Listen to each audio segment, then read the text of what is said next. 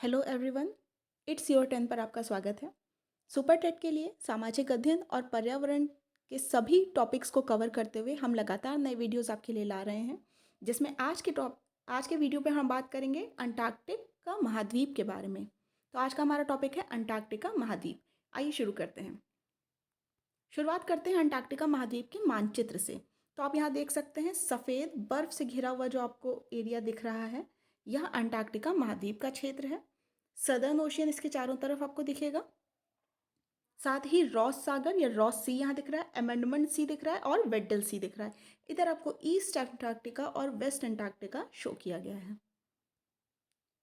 आइए पढ़ते हैं कुछ महत्वपूर्ण तथ्यों के बारे में। अंटार्कटिका महाद्वीप गोंडवाना लैंड के विखंडन से निर्मित हुआ है और यह विश्व का 5वां सबसे बड़ा महाद्वीप है। इससे पहले हम इससे छोटे 2 महाद्वीपों के बारे में पढ़ चुके हैं, जो कि क्रमशः ओशिनिया और यूरोप महाद्वीप थे। तो हम छोटे से बड़े के क्रम में पढ़ते हुए चल रहे हैं। सबसे पहले हमने बात की थी ओशिनिया महाद्वीप के बारे में और उसके बाद हमने बात की यूरोप महाद्वीप के बारे में। अगर आपने वो वीडियोज़ नहीं देखे हैं तो आप हमारी प्लेलिस्ट में जाकर उनको देख सकते हैं।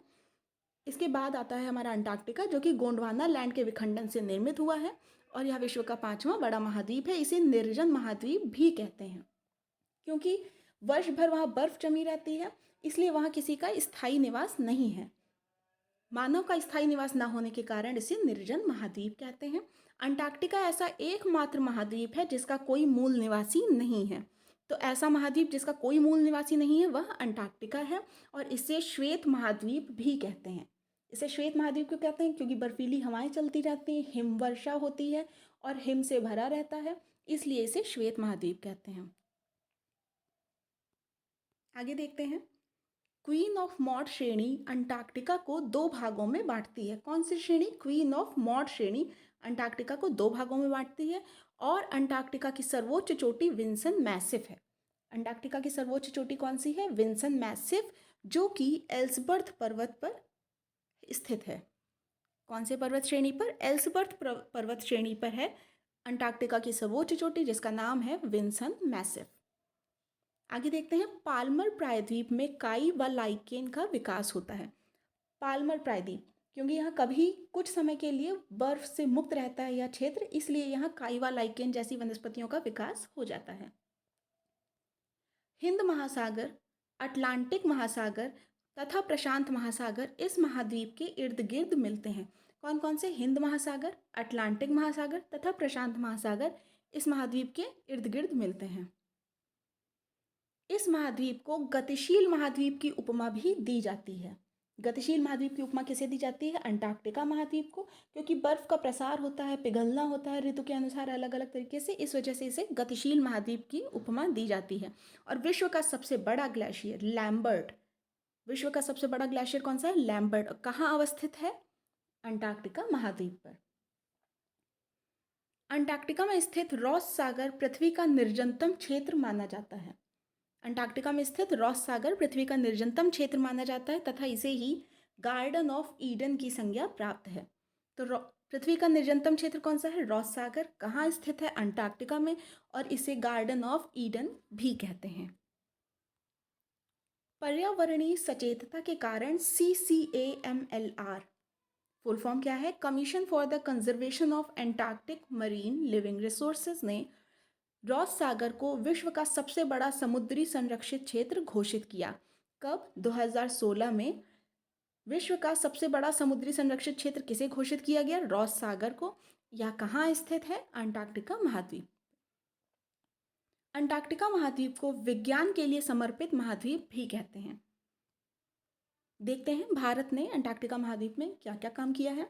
भारत का प्रथम वैज्ञानिक दल इस महाद्वीप पर 1981-82 में SZ कासिम के नेतृत्व में गया था। तो किसके नेतृत्व में भारत का पहला वैज्ञानिक दल गया था? SZ कासिम के नेतृत्व में।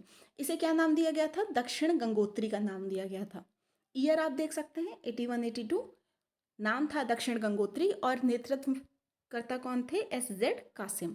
इसके पश्चात मैत्री नामक अनुसंधान केंद्र वहाँ स्थापित किया गया और तीसरा अनुसंधान केंद्र, उसका नाम क्या है? भारत के तीसरे अनुसंधान केंद्र का भारती, जो कि अंटार्कटिका महाद्वीप पर स्थापित किया गया है।